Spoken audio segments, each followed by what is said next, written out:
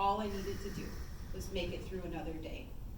And I was beginning to build strength and confidence in myself from the people around me, the people at Bolton, my family and friends, and I was starting to get better. Another time where the staff at Bolton made me feel better about myself was actually jumping ahead a few months forward from September of 2017 to April 2018. I had actually had my divorce finalized, given full placement and legal custody of my daughter, any future placement at my sole discretion with my ex.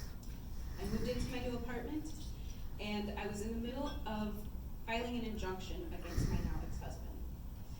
And Pat and Bronson were so kind to come to the hearings for the injunction, because if you're not in court for a living, it's very intimidating, and you're not exactly sure how you need to answer those questions, but they were there, and they were the best moral support I could have asked for. The judge granted my injunction that day, and I was so glad. So I had to go downstairs in the courtroom, or the courthouse, to get a copy for my records, and Pat had to leave, but Bronson came with me. And the gal behind the counter said, "I need to see your ID before I hand over the record." And I remember putting my driver's license down on the counter, and Bronson said, "Wow, that has to be one of the best driver's license pictures I've ever seen." And I remember looking down at the picture and how happy I was the day I took it. That was the day I was finally able to change my last name back to Sundley. I was Nicole Sundley again that day, and I was so excited and so proud. From where I had been to where I was, I got to be me again. I was no longer tied to that horrible, horrible past. And I told Bronson that story, and I remember him saying, "Wow, that's awesome. You've come a long way." And it wasn't much, but it was just the complete recognition of the journey that I had been on to get to where I was that day. Now, my journey with Bolton isn't over yet. I still talk to Pat, I still reach out to her and give her updates on Madison and me, because Madison has grown quite a bit. You see her. Pat met her when she was quite little. She is now running around and all sassy. So she has grown quite a bit.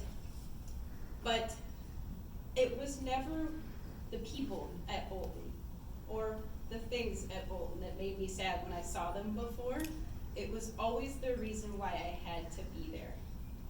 But none of them, not once, made me feel like any less of a human being because of what I was going through. They always sought to build me up and give me resources and validate my feelings. And I couldn't be more thankful for their continued kindness and support, because I may no longer be in that abusive relationship, but the lasting effects of having been in one still linger. I can tell you though, with their help and that of my close family and friends, that I've been able to hold my head high, and I will be providing a solid future for me and my daughter, regardless of what comes our way. I can also tell you that today, my relationship with my mom has never been stronger. I love her to death, and I'm pretty sure sometimes she gets tired of me sending pictures of me and Madison all the time. And we go shopping all the time. And Madison is the happiest little girl I know, spoiled to death because of this one and Grandma. And we have a man in our life that loves and respects us the way we deserve to be. I want to thank you for letting me be a part of your night. I hope you will remember Bolton this season of giving. Enjoy the rest of your evening.